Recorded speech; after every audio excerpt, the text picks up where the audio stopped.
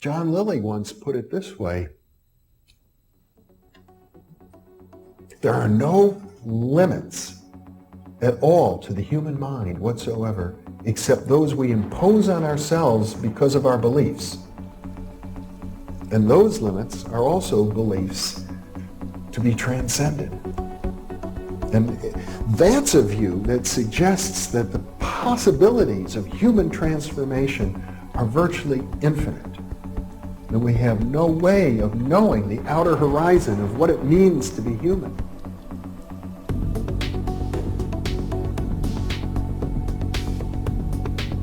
And really, to understand all this, everything, you have to go very, very deep into a study of history, consciousness, neurophysiology, everything. You have to be the supreme eclectic type of leaning, and you really have to be wanting to know who you are and what everything's about.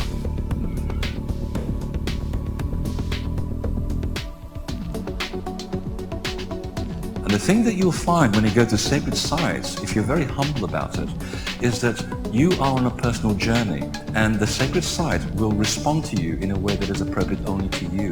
The information is always what you are searching for. And it's the intent you give that energy that defines whether it is used for right action or not.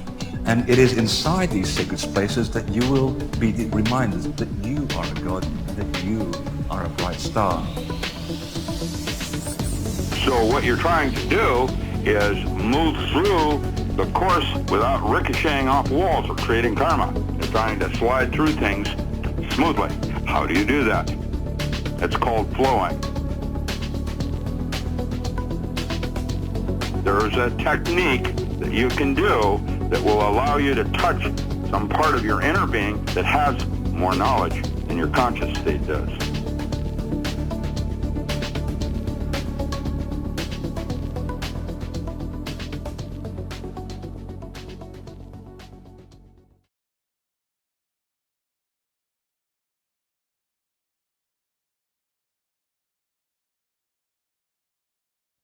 The earth is a living being. It is evolving. It is moving and changing. It is time for the earth itself to evolve and move into another dimension, into its next part.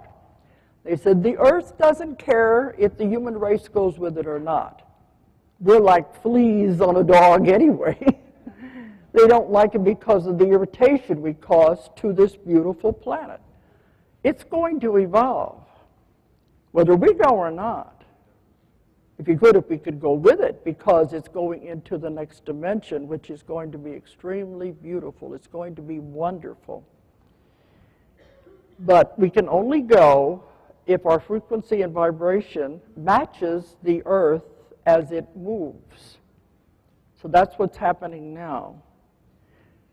Now these beings, like I said, they are already here, and many of you are probably, some of them, you probably can identify with some of the things I said.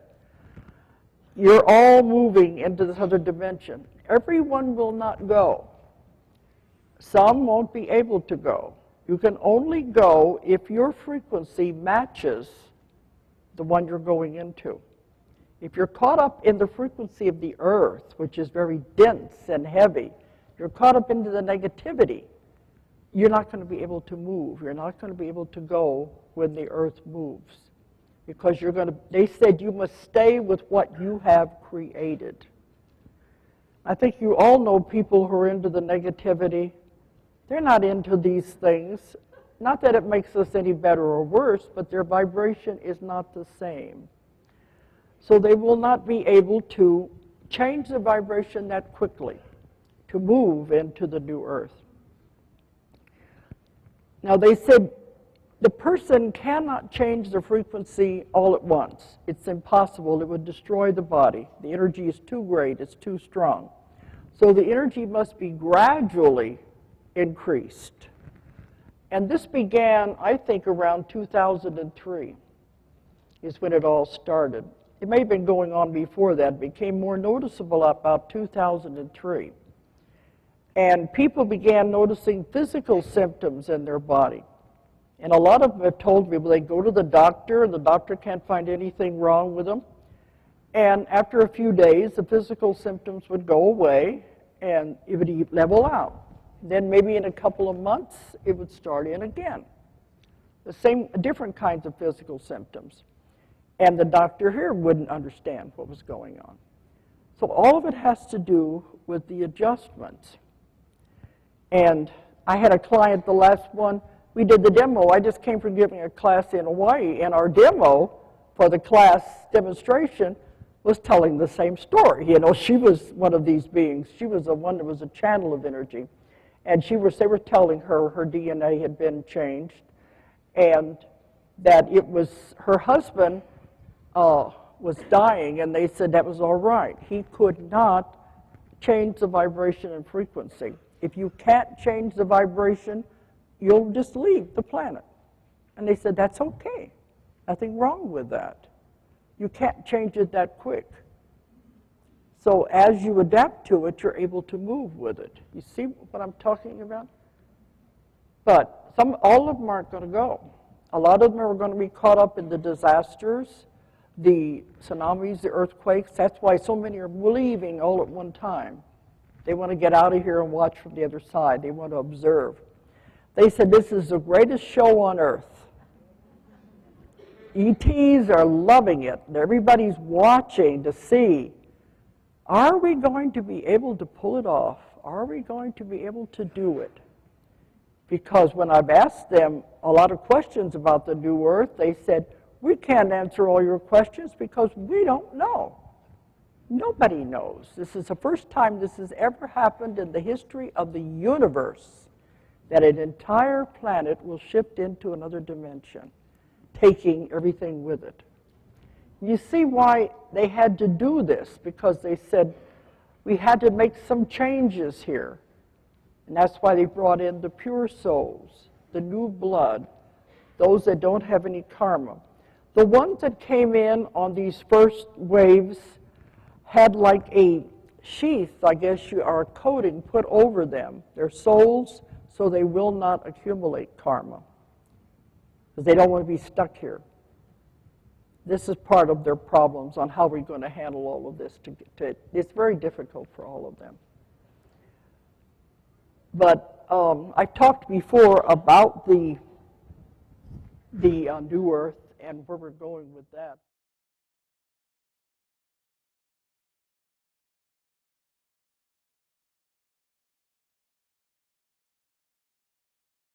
This is where I really explored my trigger, my awakening. It actually came through Denny and Brinkley's book, Saved by the Light. The thing in that book, I was going through a situation where my ex-girlfriend was pretty much, she was faking suicide, but you can't assume anything in that sort of stuff. And I didn't know what was going to happen to her. And I came across, I was curious in what happened after death, because I didn't want it to happen on my watch. And I came across this book. And what he talked about in that book was he was a sniper in the 70s from like the Carolina regions in the US. And he'd come back from the Vietnam War and he got electrocuted by using his phone at the time. And he had an out-of-body experience. And the death process, he had a life review. And he gets quite into it in that book about he experienced one of his missions, which was he was a sniper behind enemy lines, and he took out a North Vietnamese general. And in the life review, he experienced his actions, as in shooting. He felt the consequence of his actions, as in he felt the death from the general's perspective. But he not only felt that, he felt the consequence of the whole entire life of his wife and the children of the general not having a father and stuff. So he felt the whole consequence of that act in that moment. That's just one of the life reviews, and for me, what I took on board was the consequence of my actions. It was a big upload because it totally reset my whole frequency, and that's what actually triggered me to go to another level. And I know I got like the control rooms would have been set off big time, and then it was on for me.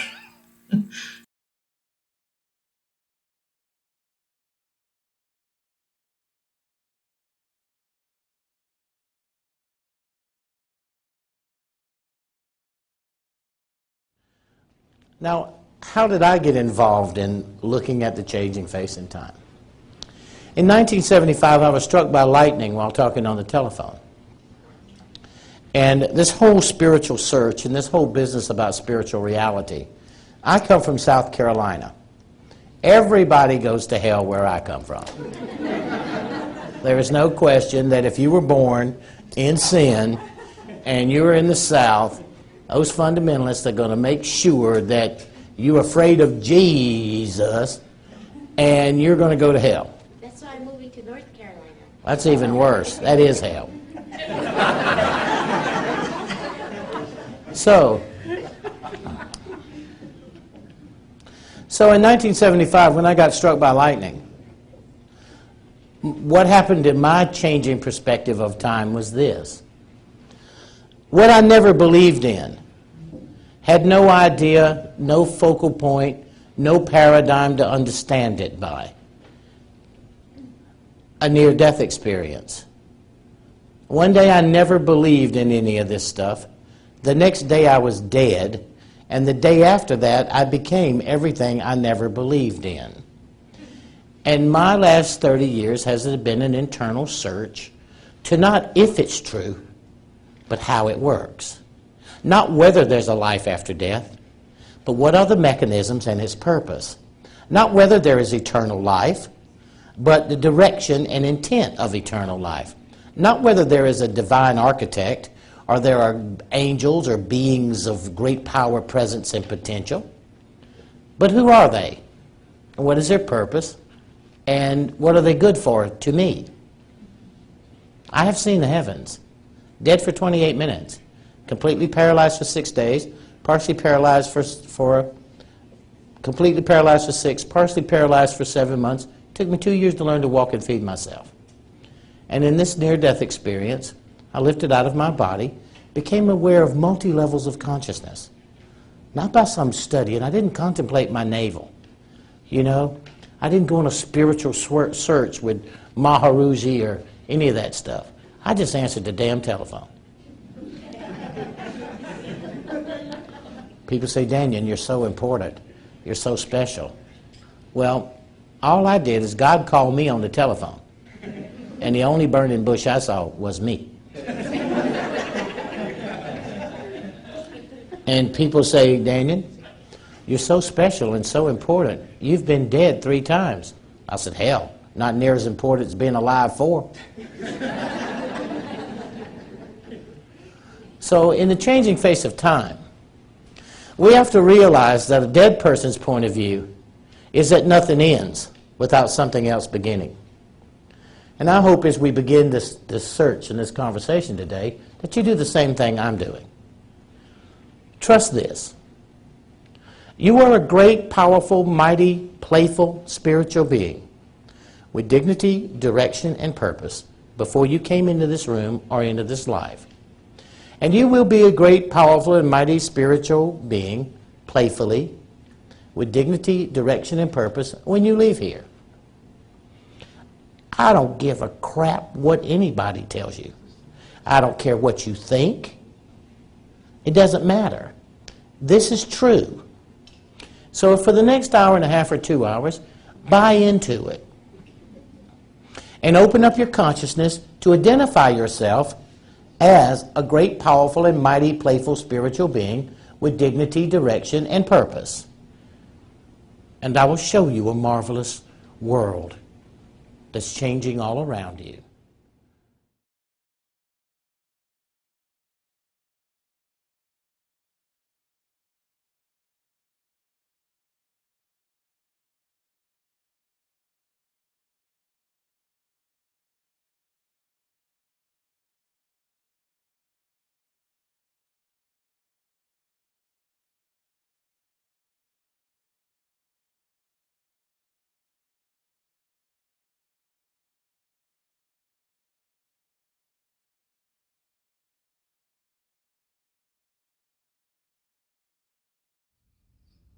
Hey guys, Andre Hodge, 7 of Truth, Infinite Potential Healing here once more.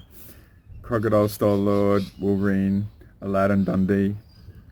I hope you are shining on, you crazy freaking galactic diamond. And the pressure of the reality and all the stuff going on is just manifesting that aspect of you.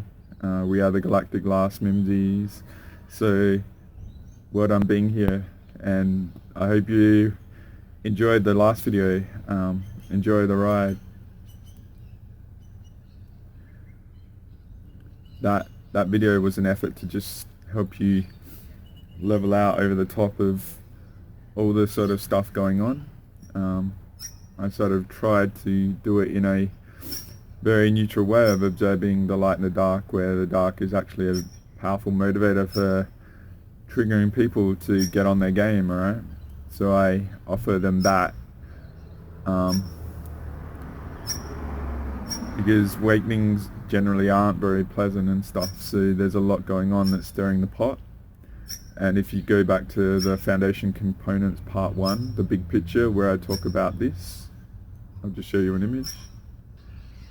This is my metaphor of the larger scale galactic energies relative to the influence of the region we're in, where we're being stepped down from 7D to 3D, and right now there's a potential for us to grow, and there's a bit of pushback, and that's all it is, alright? Because why would they give up? Okay, so, and the thing is, I don't know if you've ever received a gift or you've had to pay for it, such as the subtleties of the money grid, and I've talked about the life force in the part 2 and part 3 of the foundation components, which I highly recommend relative to change and valuing your life force. Is when you get something for free, or when you value it and you earn it, you appreciate it more. So there's just this real enormous earning of awareness going on. So if you're a conscious explorer, like I said in the last video, how brave it is to be an explorer and be proactive. The majority of people that sort of find me are very proactive and dedicated, and I'm sort of someone that you've come out the other side of all the crap and stuff. Maybe you're pretty early, like I've had a few rookies, so shout out to you guys. So yeah, it's interesting times, and I don't want to speak too long in this one. This particular video is going to be about death and the misconception of death, and therefore life itself, right? So I'm going to include a couple of teachers like Daniel Brinkley and Dolores Cannon. Maybe you haven't heard of her before, but I've had a bit of a trigger to go back and visit old material and revisit it, and with new eyes, with all the awareness I've sort of gained over the years since I've looked into those people. So yeah, I also want to state this, alright, from the infinite potential healing perspective, if there's a perception that in you that I don't want to deal with you because I want some kick-ass being or whatever, that's not true, alright? I welcome everyone and everyone to come and seek me. There's been a very subtle, devious effort to isolate me from people, and therefore nourishment related to income and stuff like that. So also I'm an interesting being because I do remote healing and through time and stuff like that. So what I can be doing is triggering your shadow self, and what the ego related to the shadow self, and I'll do a teaching of this. The ego isn't something like you've got a big head and shit. The ego is an ally, defender of the shit that you're not willing to face, and that's why it's called the shadow self. It's in the subconscious and that.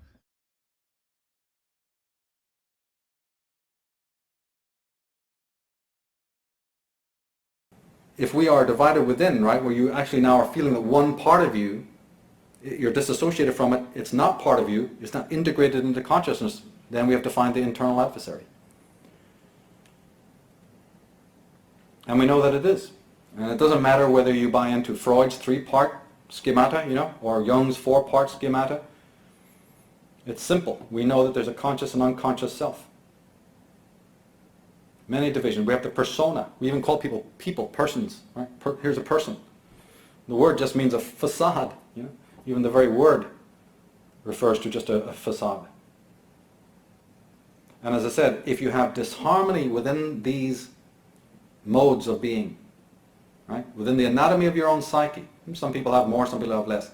If you have these kinds of divisions and this kind of disharmony, you're not only a weaker individual, you are now dependent on all the gimmickry that's going to come in and tell you how to gain it. So instantly you've lost your center. And then one thing leads to yet another and another and another, as you try to get out of the mix, out of the problem. As we said, the door to truth is narrower than you think. We are entrapped in a maze, in a web. And the strange thing about that web is that the more that you try to escape from it, the tighter it becomes. We're strangling ourselves often by our very attempts to be free. Who do you think loves that? Who do you think earns dividends because of our efforts, even spiritually, to liberate ourselves? Who earns points from that? Who is established from that? Do you see what I'm trying to say? That the bottom of the pyramid supports the top. There's only one thing the ego is programmed out of, and that's trauma. So it'll act like a traumatized creature. Now, there's the quote Carl Jung said, people will do anything no matter how absurd to stop from facing their souls, to stop from doing their shadow work. So when a psychologist tries to get in there, all sorts of resistances and defenses come out. And then Jung reminds us of the conflict and the difficulty. The shadow, he says, is a moral problem that challenges the whole ego personality. For no one can become conscious of the shadow without considerable moral effort. See, the shadow stands between you and yourself. It stands in the way of the soul. But shadow implies a shadow. Shadow, he means shadow literally. What is a shadow? To have a shadow, you must have something that's casting it. The shadow is not the shadow of your ego. Because as we said, the ego is a social ego. So the shadow is really the shadow cast by your social persona, that collective mishmash hive that you've embodied. It's actually one of the least personal things about you, is what the shadow is. The shadow is everybody's shadow.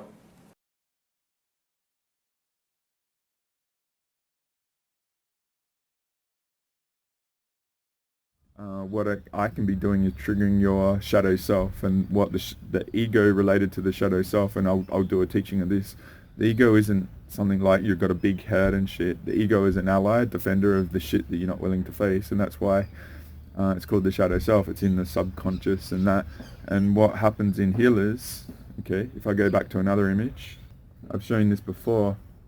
So what can happen is when you're in the presence of a healer in their energy field, and I work remote through time and all that sort of stuff, is you can get a boost. And what happens is in order to heal, you need more energy in the life force, and that's those past two teachings that I said. And you can get a boost, and what happens is then the ego and shadow can kick in, and then the projections of all the issues blaming the other person, that's where judgment kicks in, where you're seeing the other person is your mirror, okay, of what you've got in you.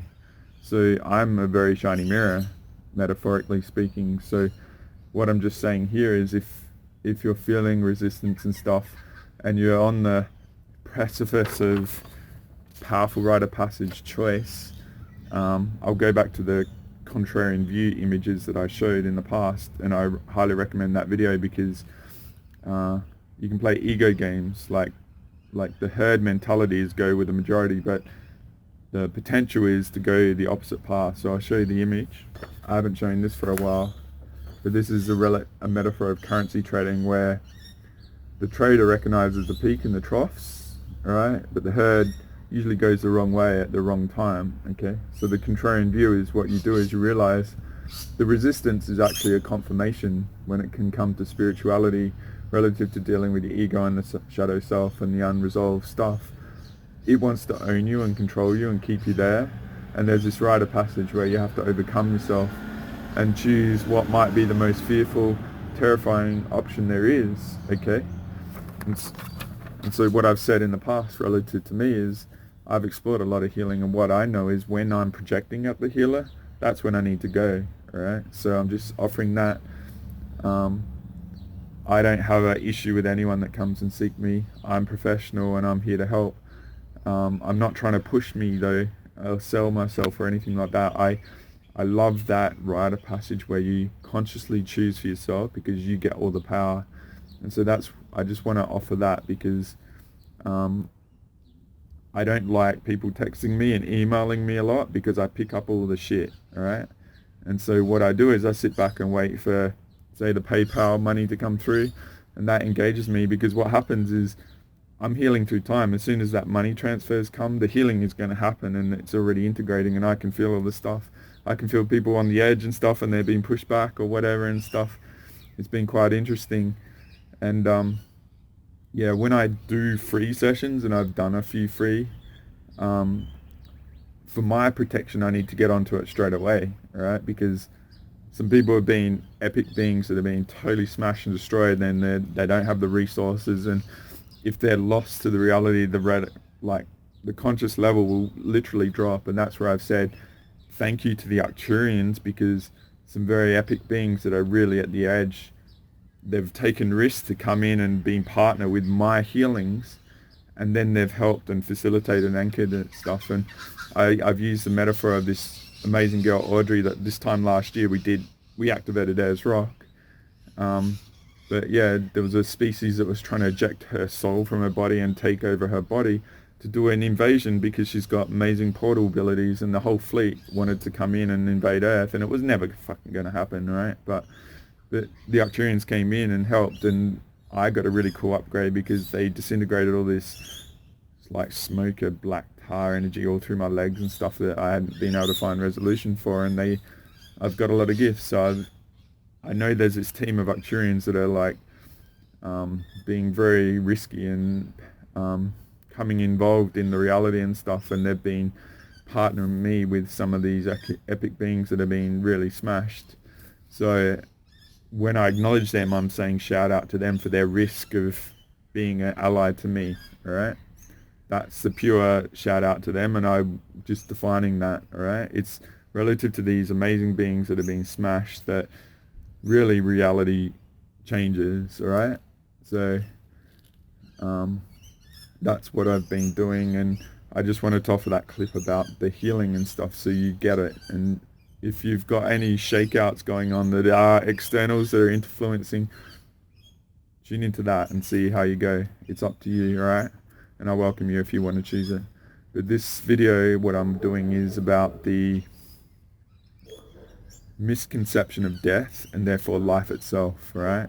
So I've got some notes. I got a lightning bolt about 7 a.m. this morning where I've got to sort of talk about this, and it's like, thanks, I'd appreciate a bit later after a few hours sleep, but it got me going and needing to prepare because I got a pretty busy time at the moment, and I've actually shut down for most of this week because I needed healing. And the other thing that's gone on with me lately is like I've been obviously doing a lot of missions outside time. It felt like I aged about 10 or 15 years, and I get like hairs out my like unicorn DNA activation of hairs that grew. Like I don't have a lot of body hair, so if I've got a hair growing, like a clear hair growing out my third eye, it's like it takes a while to grow the hairs. And I had hairs out my ears, and it was weird. But what I've had to do is actually consume salt, like lots of salt, like just consuming salt, because it was like my body was in stasis. It was on IV, I think, but it doesn't have the electrolytes. So when I came back, I was just like super parched and like body's breaking down. So I actually had to go for healing. So when I do free healings, usually what it means for me is I have to go pay for healing to get the energy back and stuff. So I've put myself out there in a quite risky way, but it's had massive returns, and I'm grateful for Captain Marvel because she's got my back. She'll kick my ass, right? She's getting me into galactic gangster mode to get on with the shit, right? So that's where my attitude, I don't give a fuck, right? I'm here to do this, get this going, and you guys have to step up and own it and stop being soft and, you know, light worker bullshit.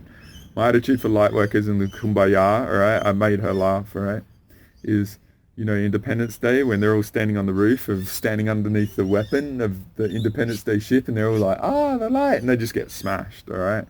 So just be willing to change your beliefs and challenge yourself and all that and everything you know, alright?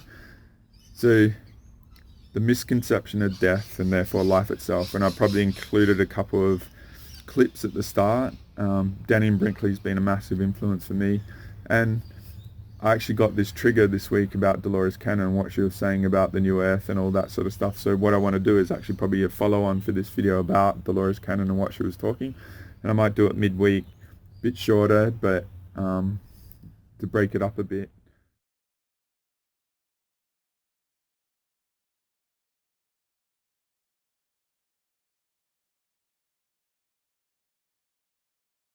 So this is important for you to understand when I do. A lot of these people, I think, do know my books, because I've been into hypnosis for 40 years, 30 years doing the past life regression. But then I found that was only the tip of the iceberg, and it took a totally different turn after that. And now I'm doing therapy you won't even believe, in addition to finding all the knowledge that I've accumulated. But the main thing I'm teaching now is we have found how to have instantaneous healing. And that's what I'm teaching. This is something that happened in my work, the tip of the iceberg with the past life regressions. Then I found a way to contact the source of all knowledge. And that's what I'll be talking about, because that's where my information comes from. The source of all knowledge. Why not work with something that big? And that's the one that has been doing the healing as I work with the clients. I don't do anything. I'm just a facilitator to allow it to happen and come through the clients I work with. But I've also been working in the UFO field for 25 years, and I've written 4 books on that. But you have to understand, I don't channel, I'm not a psychic, I'm a hypnotherapist. I call myself the reporter, the investigator, the researcher of lost knowledge, because that's the way it began to be, to turn into finding things that nobody knew. To me, that is so exciting to be able to do that. So we got into the UFO field also. It's just like there wasn't anything that I wasn't getting involved with.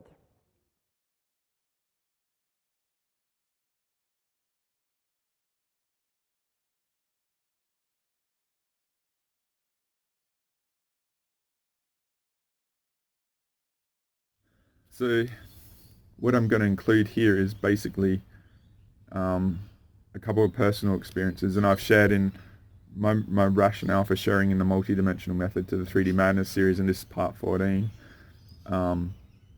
is experience is the key to wisdom. Like I said, with currency trading and money, the difference between trading, paper trading or free versus engaging the money system is like 1,000-fold, all right? You go through all the emotions and attachments and worth and all this sort of stuff, like abundance and lack and all that sort of stuff, and it engages things on a whole new level, so everything is amplified a lot, all right? So you can read books and stuff, but then you can go and have experiences and stuff. And the first experience related to death for me was actually surviving a car accident, a very bad car accident that I probably shouldn't have survived in. I remember it distinctly because it was at a very pivotal time in my life. It was January 21st, 2007. And I'm probably showing the images of my car. I used to call it The Last Starfighter. If you grew up in the 80s, there's this awesome movie called The Last Starfighter where they found starfighters through arcade games. And if you clocked the game and you got a good score, then you got on. But I had this awesome car that I used to love, and it was very well engineered, and it was a great driving car.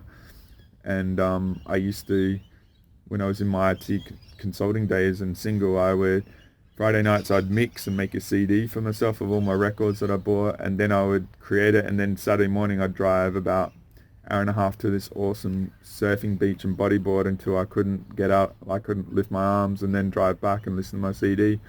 And it was a very balanced and harmonious time for my life, and so it was a real joy to drive. And this particular day it was coming back from a big family gathering at a remote area of my state, 3-hour drive from the city, and I remember my girlfriend was with me at the time, and she was asleep, and what was happening was her head was swinging backwards and forwards in the seat when I was going around the corner, so I had a pillow in the back seat, all right?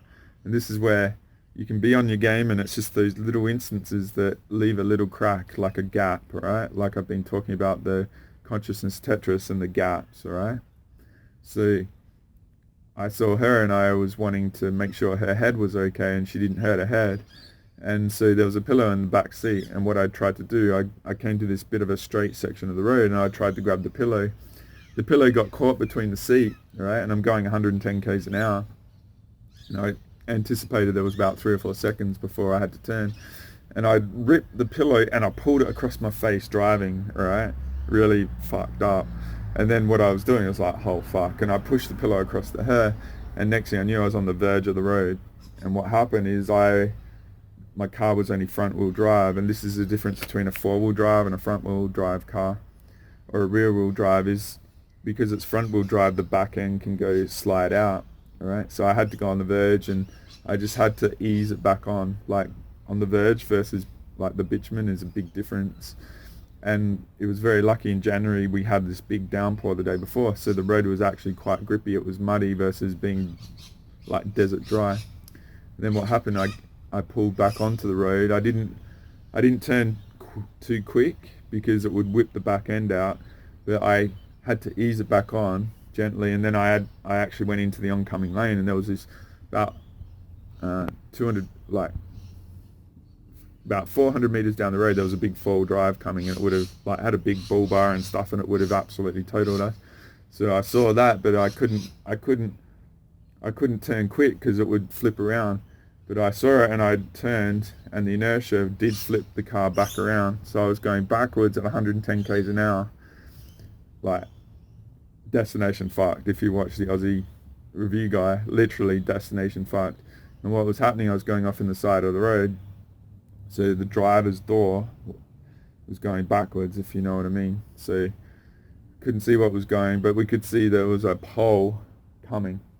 The fence on the side of the road had a gate and had a train line steel girder sort of thing as the anchor for the whole fence, and my driver's door was going to it.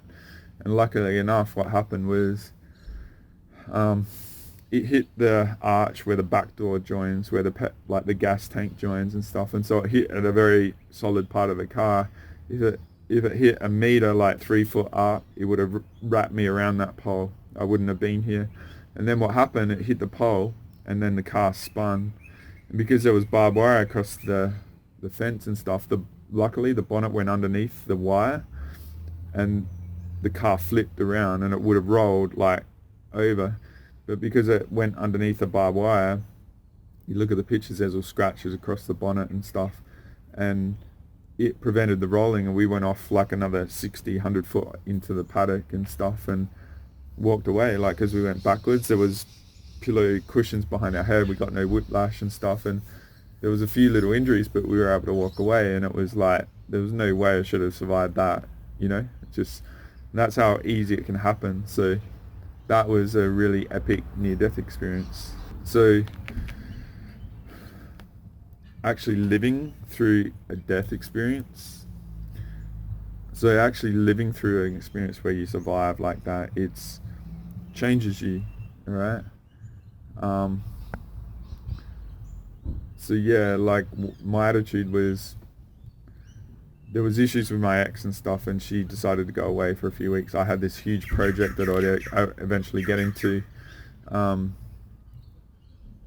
only just like been living with her for about 6 or 7 months, and I'd never lived with anyone, and she proved to be a different person when I moved in. So it was like she was always angry and volatile, and what she would have is like a lot of trauma and multiple personalities and all this bullshit that I just had no context for. And what happened was, I was actually trading stocks before I did my currency trading, so I had this big sort of deal that I was like working out, and I was working a lot and didn't have a lot of time. And so when I had this deal, like I had to make a choice, and I remember like it was a conscious choice. I was either going to be in fear of, it came down to fear or courage sort of thing, how I felt, because I didn't have a lot of time to work it out. So I had to make a choice, and I didn't want to do it because I felt like I was fearing for it. And what happened, I would end up losing 75% of my money. It was just like really shit. And so during that time, I was like, I couldn't tell her because she just like compounded the bad and all this sort of stuff. So I was debating what to do in life and that. So I lost a lot of money, and this big project came up, and eventually what would happen is I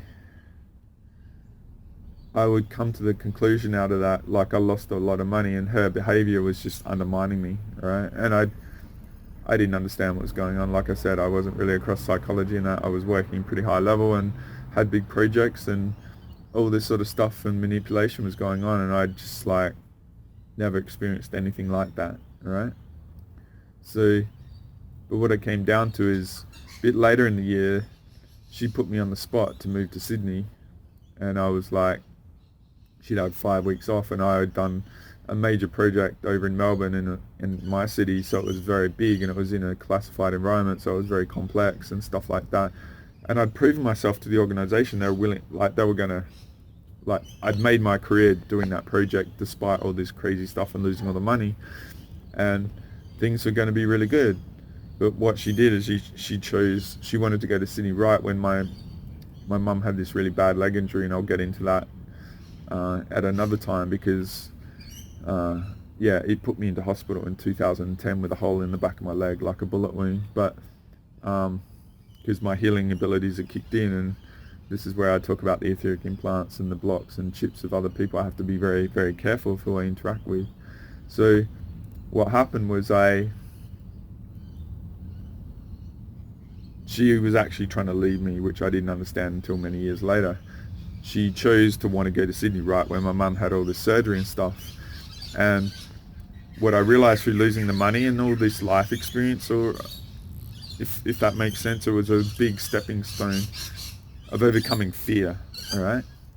And what I realized is, despite losing all the money and not being able to talk to her, and I knew if I brought it up, she would be very polarized against me, and I was just like empathic, so I was bubble wrapping everything and accommodating it and appeasing, the volatility and stuff like that.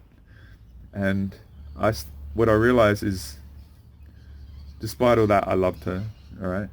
And so it wasn't about money, it was about love, and that's where I was willing to risk, to give up everything to go for love, all right? Because love is worth it, all right? If there's any sort of love, it's, you know what I mean? Like, I've lived the lesson of love most people don't get. And what would happen eventually is, 6 months into getting established in Sydney, she had a fall. She shattered her left kneecap into 12 bits. 17 hours that day, I was going to go see Tiesto on the Sunday the 4th of May 2008, and she was in hospital, and my mate came over and stuff. It was an epic night, but it was just like crazy. And then she was just nightmare to deal with. And eventually, a couple of weeks later, she was manipulating me and using suicide to do that, and I quit my job, and that was my activation, right? So I went through all this crazy shit, getting established in Sydney. Sydney's a big city and stuff, and I'd shout out to you guys over there. It's hectic at the moment. I would not want to be there. It was a tough city to live in when it was good, You had to earn a lot of money, and I was earning shitloads, and I gave all that up to be with her, and that was my activation, because what happened is her threatening suicide was my trigger to choose love over money again. So I'd chosen love before, and then I chose love over money again, and that was, you have to, that's why I say this rite of passage, where you have to choose the right thing when it seems like destination fucked, because on the other side is your potential that the reality can't see, right? This is the contrarian view thing, right? It might seem like it's the worst choice to do, but it's actually the right one, and the whole trajectory. If I show you that image again, it might seem like the worst thing to do because everyone else is going the wrong way, but you trade life and you go the potential way for you. And sometimes potential feels like the totally opposite. It's because we're being wired on the feeling level incorrectly, all right? And I'm going to talk about feeling as prayer and emotional mastery at another time, because our culture wires us incorrectly. For instance, like in Australia, love, if you love yourself, you're taught you're egotistic, and I told you ego is a defensive mechanism, alright? So there's a huge amount of lack of self-love in Australia because our culture conditions us to being wrong, okay? So I've been talking a lot, and I've gone on quite a bit, and this might be already going quite a way on. So what happened is this girl I love was suicidal, and I quit my job and stuff to look after her, and I know she was manipulating me, alright, but you can't show content, content is the worst thing in a relationship. If you read Malcolm Gladwell's book Bleak, which I've talked about before, he talks about this relationship master, and there's like 126 emotions or whatever he measures. And he says contempt is the worst thing to show someone in a relationship. It means the relationship's over. So I took on board that, and if someone's that desperate they need to do that, then it's a cry for help. And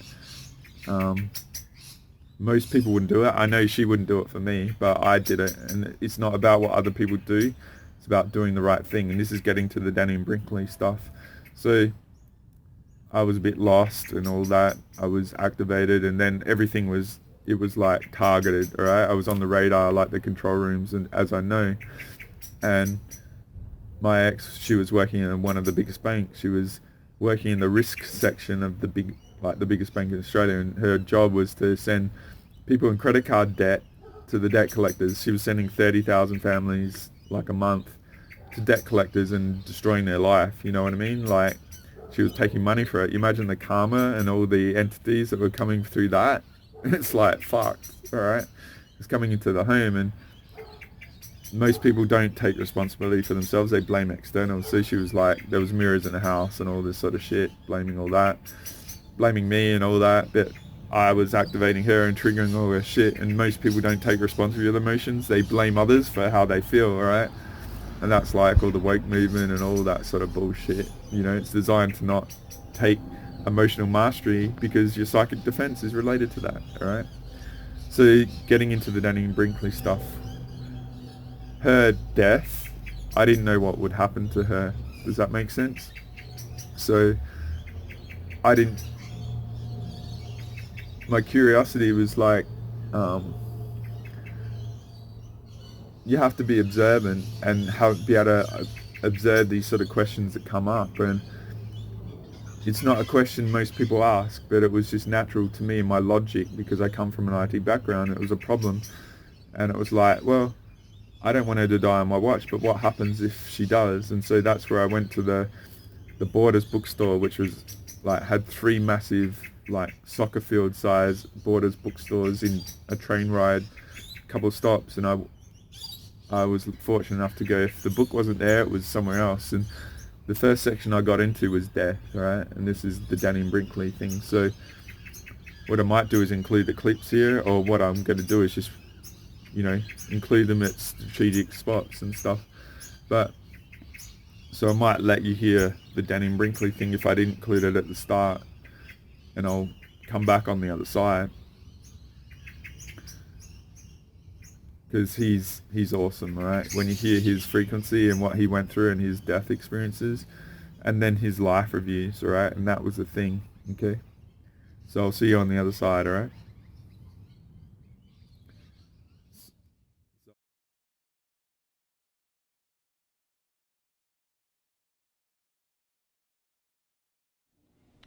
Where is your reality then? What happens to who you are in your evolution of yourself as a human being, but more importantly, as a spiritual being? You'll never die. To live in this world is an opportunity that you were earned to be able and to create and to hold a spiritual consciousness through some really turbulent times to come.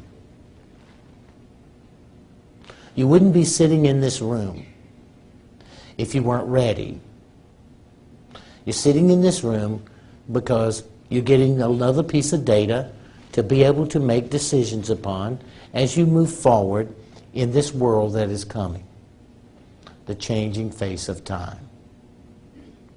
In our lifetime, we will bear witness to a cosmic event in the beginning of an age. It has upheaval, it has changes, it has great shifts and great perspectives, and some of it is a little frightening. Unless you realize that this happened, you chose to be here, and you were chosen to be here. And that's why I wrote Secrets of the Light with my wife, Catherine. I can tell you something, guys. I've been through 3 near-death experiences. Struck by lightning. 28 minutes. 2 years to learn to walk and feed myself. From utter depression and humiliation to helplessness at 25 years old. Got struck by lightning again 3 years later. Didn't get it the first time. Hi, Dan. We're going to kill you again. You hard-headed dumbass. What? Listen, guys, I didn't go to hell none of the 3 times I've been over there. What do you think's worrying me? You worrying about it, I'm not. I already been there. And then I had open heart surgery. Open heart surgery at 39 years old because of being struck by lightning twice. And then I had open heart surgery 7 years later. And in that open heart surgery, I spent 3 hours in surgery, 41 hours in recovery. Then I had a massive grand mal seizure and went to the neurocardiac ward and given an 8% chance to survive. So I don't really have time to be wondering about what anybody thinks. I don't care about whether there's a life after death. I don't care what you think. It's there. Whether you're a great, powerful, and mighty spiritual being, I don't care what you think. You are. Whether we're about to enter a world,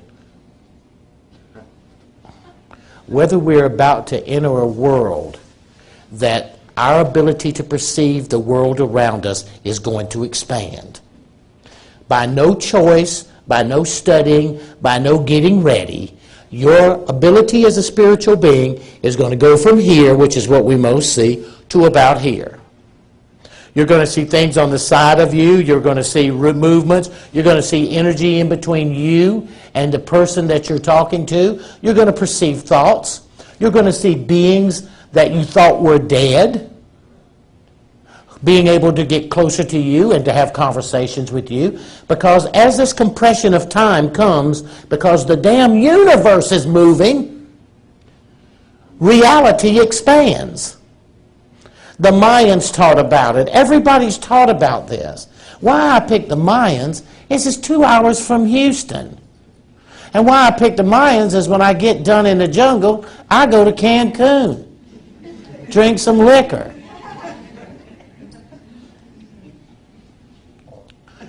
We live in the greatest opportunity to be the holiest, most divine, and caring spiritual beings. That energy is going to come through crisis, through innovation, through technology, but that opportunity is what's coming.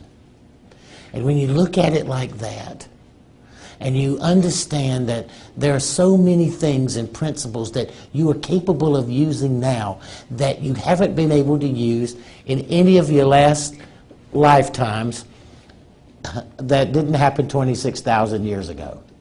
You'd have to go back 26,000 years, or how many times you've been here or lived or whatever it was, to have the same opportunity as you have right now.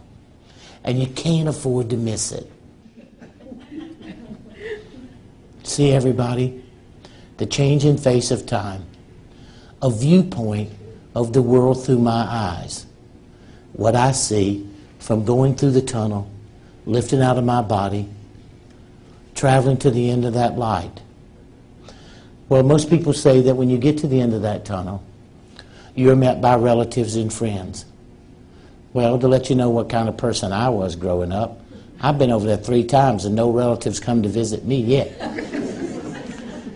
But the only thing that you hope when you get ready to pass from this world, the only thing that you truly hope is you don't go the same time as a Nebraska dairy farmer. Because think of all them cows that's going to be there mooing. All your pets, all the birds, chickens, animals you've ever had are going to be there to meet you because it's a part of your love. I pity Tyson's Chicken Company people. All them chickens going to be there to get even.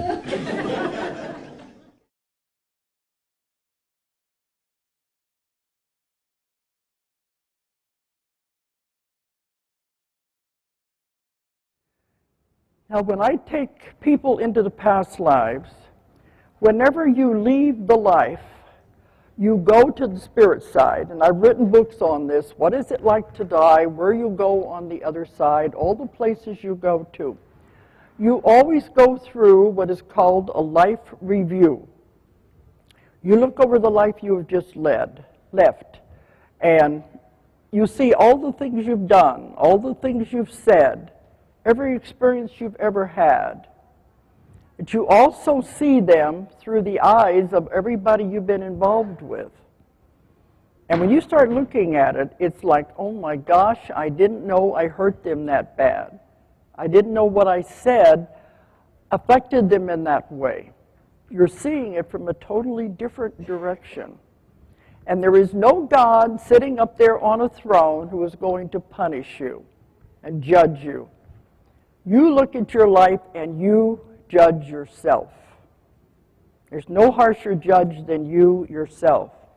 And you're the one who makes the arrangements with the other souls you have harmed and created karma with.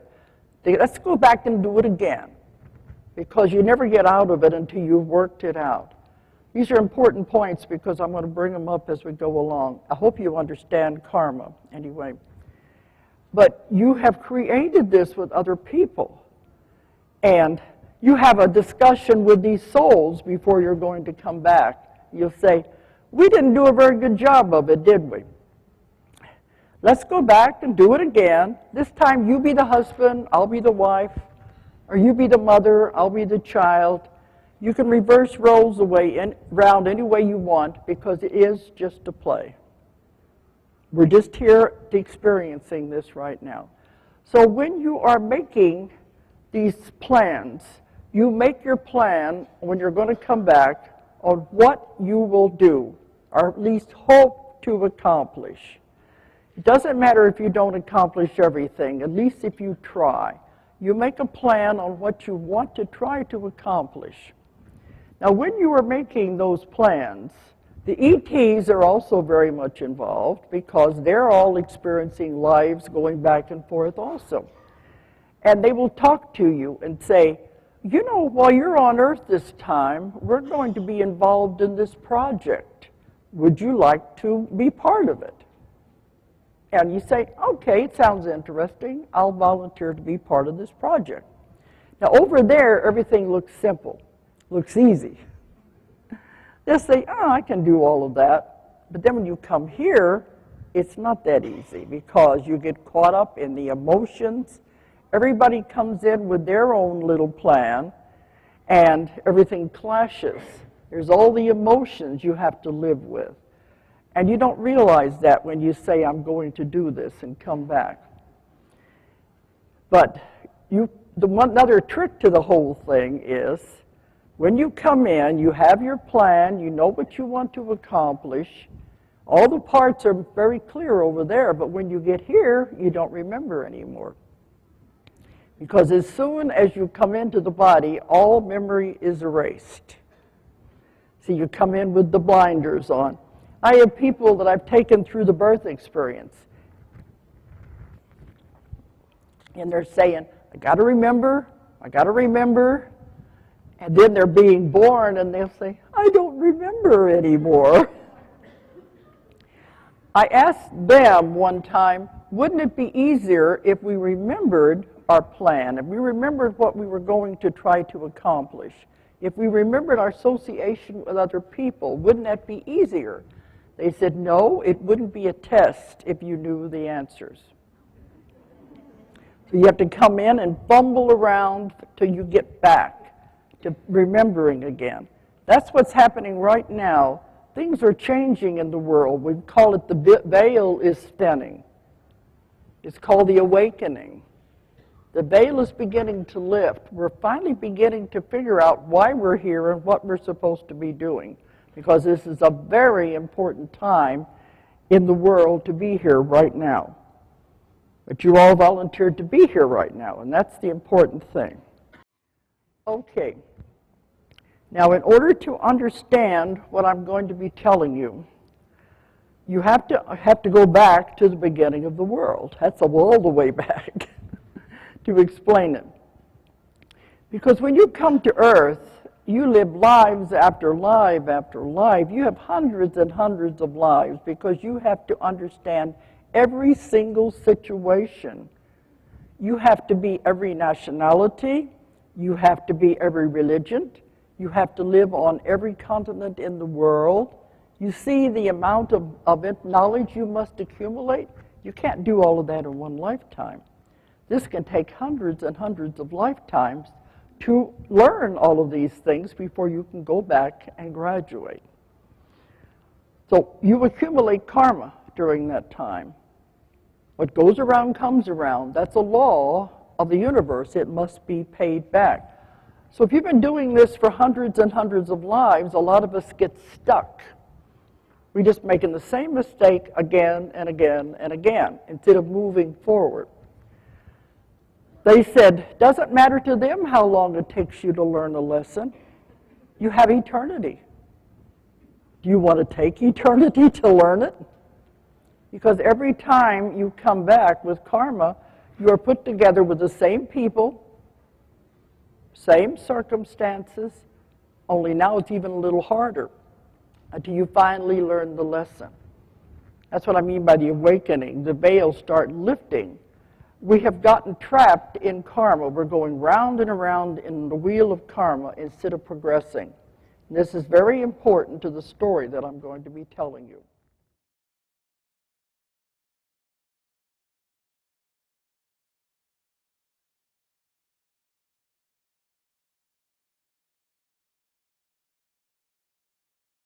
But now this, guys, because I want you to listen to a little music about the changing time. I want you to, and it's a good friend, but before I introduce him, I want to tell you something. One day you will come to a point in your life that it'll be over. You'll let that breath out. You'll lift out of your body. And the first thing that you will think is you will not drink with God ever again. Because you realize you had to have been drunk for him or her to talk you into getting into that stupid lump of fat anyway. No, never again. The next thing, as you move down this tunnel and come into a place of light, here's what will happen. You'll be reunited with a spiritual being. God, Buddha, Muhammad, everybody has a term for it. Because no one can accept the fact that they are divine, powerful, mighty spiritual beings. That being that you reconnect with when you get over there is you. If we're all connected and we're all one, no one's ever left anywhere. You have never left heaven. All you did was focus here.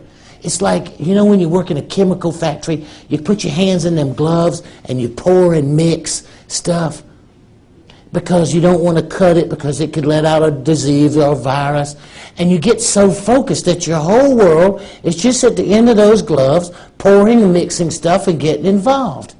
But when you let go from this physical world into the next, you just pull your hands out the gloves and look around.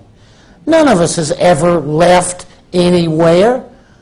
94.6%, and then you just focus in the 5%.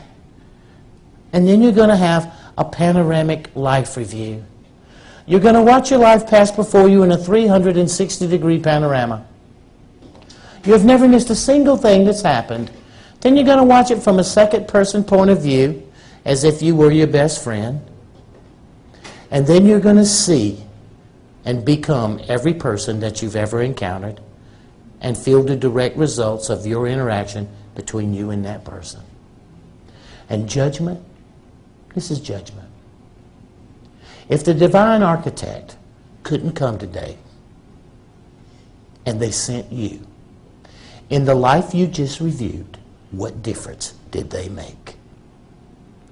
Now, spiritual beings, that piece of data in the changing time and how change is timing, that piece of data gives you the keys to move forward. The changing face of time is about how much support you give, knowing that when your life passes before you, you're going to be the person that you helped. You're going to be the person that you yelled at, But more importantly, you're going to be the person that you helped.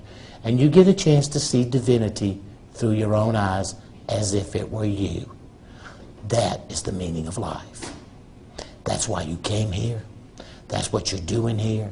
And if you trust me on this, the changing face of time will only give you power, strength, courage, will, and passion. And if you don't, it will give you fear, intolerance, illness, and disease. We're either going to be in a world of peace or we're going to be in World War III. And it's up to us.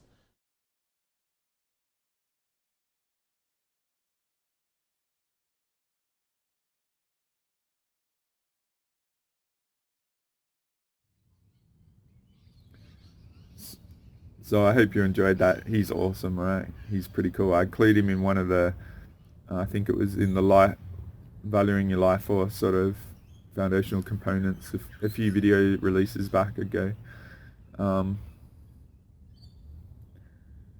So what he got from that and what I got from his book was he was a sniper, right? And he was badass and caused a lot of harm and that, but he had his life review from his death experience, and then he observed everyone from all angles, including himself. Like, the metaphor I took on board was one of his missions was to assassinate this North Korean general, or North Vietnamese general, and he experienced him shooting it. He experienced it from the death of the general, like him actually killing him. He felt it from that perspective. But he also then felt the consequence of that, and he felt the perspective of the family that lost their, like, father. And in those cultures, it's big. So he felt the whole lifetime impact of that loss of the father, and it was very, very shocking. And so when he came back, he talks about his recovery, which is a very huge thing. But yeah, it was hugely shifting of him. He went from being an assassin to working in hospices with people and shit. So going and helping people cross over is a very, very brave thing. Not many people really like to face death and stuff, right? So yeah, it was really, really big for me because I knew there was this bullshit going on with this girl, and it impacted my life. She actually lost her temper the morning of her fall, which is poetic, and she went out, and I was just getting ready to go to work and stuff, and I got this knock on the door, and the neighbor said, "Oh, your girlfriend's like fallen over," and I was like, "Really?" And I was not dressed, and so I had to get dressed, and it came out, and her knee was shattered and stuff, so it was like poetic, right? And she blamed me for her anger, but she had no emotional control and stuff, and she was very volatile, and she was abusive to her brother and stuff, and then when he wasn't around, she took it out on me and stuff like that. So she blamed me for the fall, and she destroyed my life for it from her perspective, because she didn't actually want me there and stuff like that. So she lost me, and I eventually came back to Adelaide. But yeah, but the key from that was I learned there was more to existence than just death and finality, right? There's way more. And so I remember I had a break from her later in 2009 because I got fired from a job because she was so, it was like I would have a project to do and she would just like destroy me that night and kick me out and make me sleep on the street and shit, and then I'd have to go into work and do the project, and it's just like my quality of work was atrocious. And yeah, then I got fired, alright, so then I didn't go back to work. It was very traumatic for me. I've never been fired, and I never gone through all that sort of stuff, and I knew she was the issue, right? So then I didn't work, and that's what got me into currency trading. I found a way out of that, and yeah, I made money that way. And so like I didn't trust her to be stable, so I couldn't go back to a high level IT job because I didn't want to get fired from another job and stuff, right? So what I did is I left her at specific times to have a break and come back to Adelaide, and one of those times I actually, because I'd gone through all this death stuff, right, what I came across was like past life regression. So my actual first mystical sort of experience came through actually having a past life regression. And I might explore on it a bit more in the future and stuff. This is getting quite long.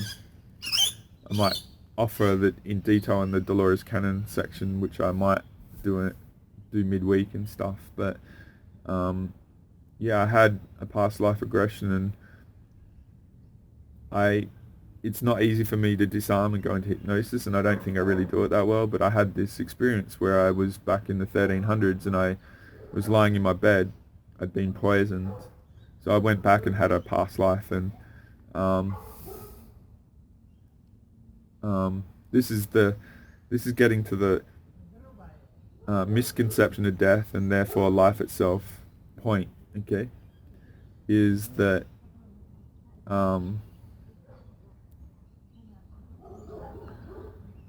I very, very much remember, like I've talked about the memory and stuff videos in part 9 and 10 of the Multidimensional Method to the 3D Madness series. And so I remember this very distinctly. It was the 1300s, and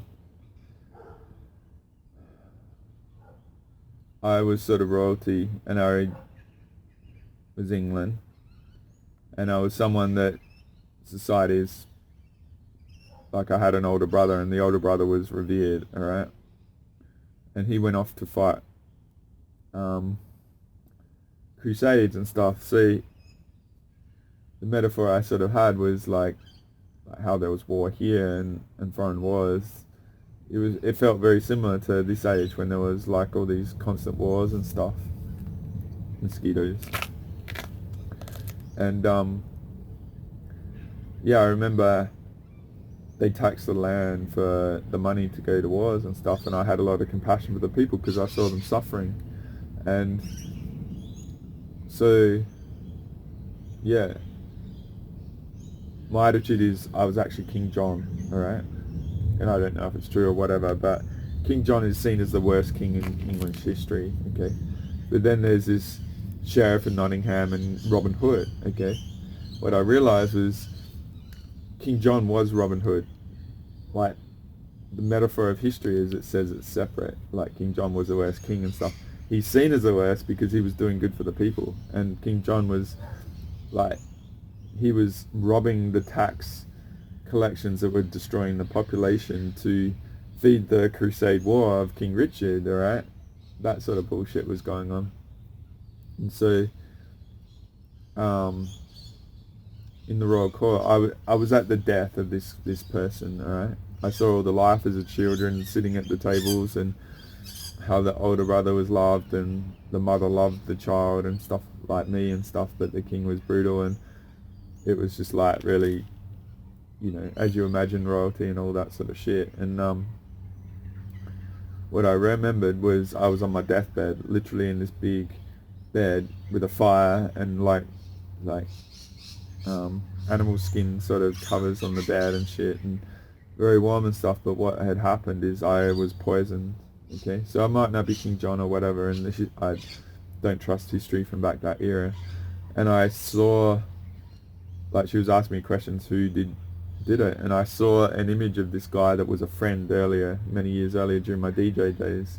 So that friend was in that royal court, and he poisoned me during that era in that past life. And yeah, what I experienced, long short, getting to the point of this is I came into that past life right at the moment of death, and I experienced my death in the past life, alright? And that's where I remember, and then I felt the like, you imagine you've been poisoned, how much resistance and how bad it feels in the body and stuff. There's a lot of pain and stuff, and that's where I said in some of the other videos about the body suppresses pain and stuff like that. What I felt was actually the leaving of the body, and in the moment of death, and I tune into it. I feel it all the time, and I can tune into what that feels like, because it was such a overwhelmingly nourishing, loving, blissful experience it was like there was no pain. I went from this body that was in a lot of aches and pains, and you freed for it. You're in love, like blissful love, euphoric, like ecstasy sort of level of love, peace, calmness, safeness, and all this. And I felt, like there was a cover over your eyes, and she was like talking to you and stuff, the lady, and I was just weeping. Like I could just feel the tears, like just like, you know, when you're in a level of emotion that the body just doesn't have the capability of handling, where you get these sort of histamine sort of reactions or whatever. And it was just like I was weeping, just like in pure joy. And I remember it. So the point of me saying all this is that it's tough here, okay? It doesn't feel great, and it feels harsh and shit like that. But the life here isn't the end, okay? The life here is just a experience and stuff. And, you know, the perception, like I said, the car crash and that, it gave me a freedom where I didn't talk about it, but what I realized is going through that death experience, I overcame a lot of fears naturally.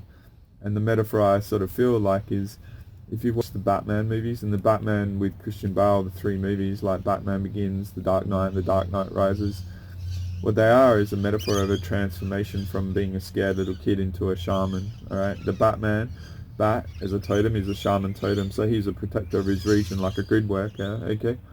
And he had a moral compass, and the League of Shadows had an agenda, which is a bit like a metaphor of now, okay? And so he was up against the odds and stuff like that, but he didn't have any fear, and he believed in himself and kept on going. What I'm getting to related to the death and stuff is, and the overcoming fear, is in The Dark Knight Rises, there's this girl that was in the pit, alright? And Bane is the protagonist on the dark, like the evil side of the League of Shadows, and he's Batman, Christian Bale's nemesis. And Christian Bale had been out of the game, he got kicked in the butt to get in, he wasn't prepared, and he went into something with his Rivara and he got smashed, alright? And then they didn't kill him, they put him into this hole, this prison, as a metaphor of like, what you did to the League of Shadows, you will suffer, and they break his back and stuff. And he overcame that, and he saw what was going on to Gotham and stuff like that. And the metaphor is when he was trying to get out of the hole, there was a safety mechanism where you went with a rope around your waist, alright? And what happened is, you go within fear of your inability to jump, and you go with a rope, and the rope actually holds you back from actually succeeding. And so what he had to overcome was realize, oh shit, I need to actually not go with a rope, the safety net, and risk it all, alright? So what I know the metaphor of going through a near-death experience is like, you lose that subconscious rope around your leg, rope around your waist to hold you back in the fear of the unknown versus the potential of going into a state of love, right? That was like the metaphor of what I said about where I chose to go to Sydney. I realized I loved her, and I'd been through, say, death experience, and it was like, it's like the paper trading or doing free healing versus paying, or like trading currencies with money where everything is amped up 1,000 times, right? So many of you out there have probably come through death experiences, and you don't realize, because we've all been through it, or I've been through others, like I said, about psychic attacks and stuff like that. I'm lucky to be here, alright? And that's where I can help people, and I listen, alright? I freaking listen, because I tune into what they've been through, and I can see the coordinates. And then over the body, all the traumas, they get released in my healing state, alright? And then the other side of the potential of that lock gone and stuff. So, yeah, what I'm sort of saying, if you don't realize it and you've been through this stuff, is you've got an edge over the rest of humanity, and you don't probably know it, okay? But you do. And what you don't realize is most people that haven't been through that, they're being held back by that metaphoric rope around their waist, preventing their leaping forward to their potential, okay? But also, you guys that haven't had that, my purpose of teaching all these and giving away my experiences is so you can use the empathy sonar and tune in and not have to fucking go through a life-death experience, alright? You can see it. It's like, the reason why I shared that past life memory sort of thing is that death is beautiful, right? Death is freedom and liberation. It's nothing to fear. The unknown is very fearful, and what you get, right, is the other thing. Every fucking moment counts. It's like, what am I going to do? How am I going to maximize this moment? How am I going to achieve the best I can in all the variables right now and overcome all the odds to have the best experience? Why would I fucking have all the negative emotional experiences that are there that most of humanity have when I can choose to have whatever fucking I want, right? So what you do is you drop all the bullshit, okay? And you realize this moment fucking counts. What can I do right now? What is the best I can fucking do for everything, not only me? Because that's why I brought in the Danny and Brinkley life review. It's, you measure everyone, alright? You measure the effect and consequences of everyone around you. You don't be selfish of personal gain or ambitions or agendas and shit. Your agenda should be the betterment of everyone around you by your expression and your flow through the life. You know, that image I show on the relative to Rich and Alan Miller speaking and stuff. So this is what I want you to take away from this is death is freedom, alright? But once you're gone, when you're over there, you'll regret that you fucking held back in life, alright? And not only that, it's not about your personal gain, materialism and all that fucking bullshit. It's like, what is the best you can do in the reality for everyone around you? And that's where I said, like, I can fucking do free healings till the cows come home. I said I did that, you know. I put Andrew back together and stuff like that. 10 months, okay? And then I created Galactic History too, and it made huge amount of money, and I got $3,000 for it, okay? That's why I don't fucking deal with him anymore, because that's not the only time. It's like, that was his rite of passage, and he chose money over friendship, alright? And it's like, fuck that, see you later, like, goodbye. Because I know what Earth wanted that done with the money, and we're in the reality that is the consequence of that, alright? So there was a huge chess move played, okay? But yeah, what I'm wanting you to do is tune into, like me, I'm preparing for a fucking glorious past life review, alright? Life review at the end of this life, because I know how much I've done, and I don't have a vested interest in the outcome. I just like have this equation that is the best for everyone that I deal with, and then I just cut off because it's like, I can see your agenda, I can see that you're not valuing it and all that. So I've overdone it in the past to learn all this stuff, so I'm just giving you a lot of variables and data, and this is my mechanics of how I work, and just appreciate the big shit going on now. It's really epic times, and the whole thing about the death is, as well, is that the misconception of death and therefore life itself is people fear of what can happen on the other side. And I'm just saying, don't take risks and stuff, but have a different perception of the beauty of the mortality that we have, and then make the most of your life and every second while you're here. And that's the misconception of life. It's like we hold back. We don't realize we put a rope around our life, like that rite of passage that Christian Bale, like Bruce Wayne went through in that movie. It's like we do that to ourselves because we're fearing of loss and or who we've been and all that bullshit. It doesn't matter who you've been. It doesn't matter who you're going to be. It only matters what you do right now, this second, and every second from that. What's the best you can do? What's your infinite potential? What are your self-imposed limits? If I show you that image. So do you reckon people put self-imposed limits relative to mortality and not reach for their fucking stars? Alright? Have you done it? Have you held back? Have you held back on love or the potential of interaction because you don't think you're worth it and all that sort of shit? How do you think you're going to see yourself? Like my metaphor of like going to Sydney and stuff, I didn't want to have regrets that I could control, alright? Fuck having regrets, alright? Like this precious time where the galactic, like crazy diamonds of the universe that are being pressured from the coal of like what the reality offer us as beings. It's time to use the reality and the pressure to activate ourselves and be who they actually want us to be, okay? And don't fear it. It is what it is. Our body technology is incredible, all right? And the full court press is just to hold back our potential in that. And so, sure, there's perceived limitations in reality, but there's also infinite possibilities and stuff, and you can still navigate a way and find a way through. And you know, I've had interviews about nutrition and stuff, right? A lot of the solutions are very, very simple, and I'll talk about nutritional suffocation that sets us up for failure. So be proactive and have an exploration of those sort of things, right? I have to be very careful on these sort of platforms to say what I say, but just see the pressures, like I said, and enjoy the ride. It's not actually aimed at us, right?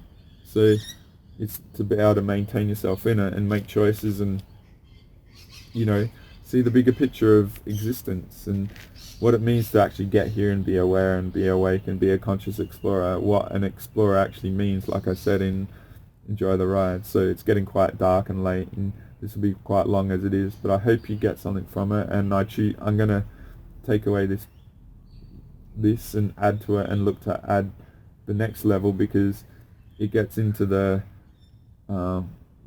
like the soul level of the intent to come here. And Dolores Cannon was an awesome teacher back then. I remember watching this lecture that I take clips from and stuff that I might have included here and there and stuff. And yeah, it's an incredible time to be awake on the unawareness realm, as I call it. So choose to have I think the video just edited.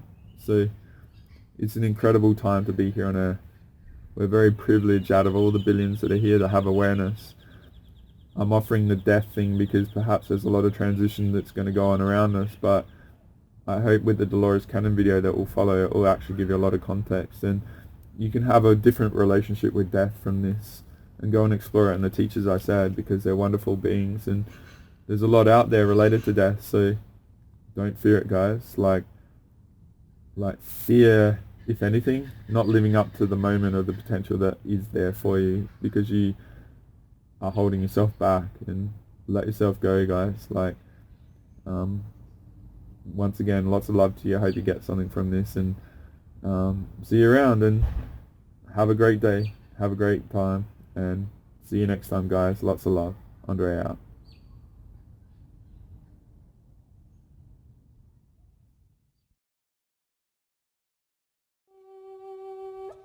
Where can we go from here?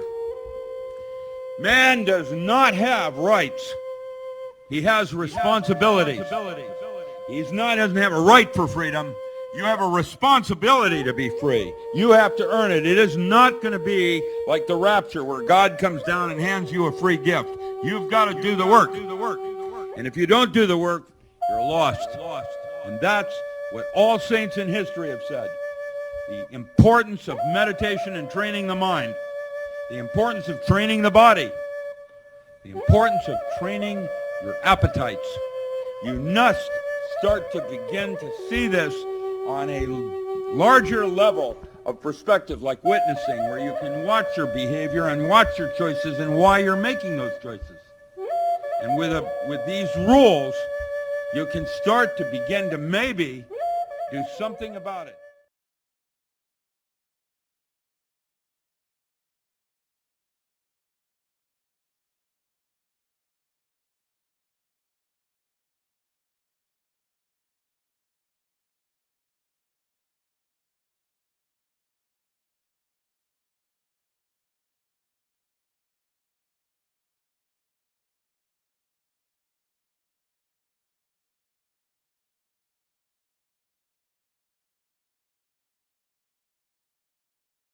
John Lilly once put it this way: there are no limits at all to the human mind whatsoever, except those we impose on ourselves because of our beliefs. And those limits are also beliefs to be transcended. And that's a view that suggests that the possibilities of human transformation are virtually infinite. And we have no way of knowing the outer horizon of what it means to be human.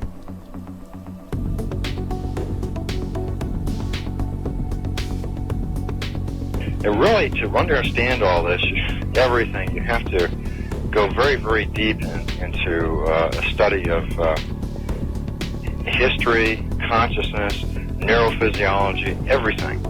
You have to be the supreme eclectic type of leaning, and you really have to be wanting to know who you are and what everything's about.